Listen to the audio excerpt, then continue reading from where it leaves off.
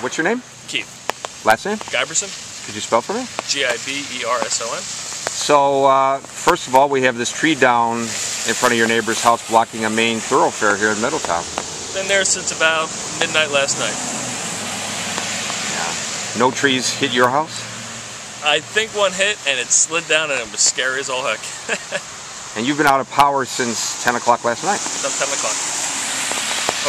Hopefully the basement still, you know, some things I could save. But I'm feeling I'm going to lose a lot of it. Because your sump pump obviously isn't working. Both of them. Done. Both of them done. And, yeah, Mr. I get a backup battery tomorrow. The stores are all out, so. Or a generator, huh? Yeah, no generator either. Learn from my mistake.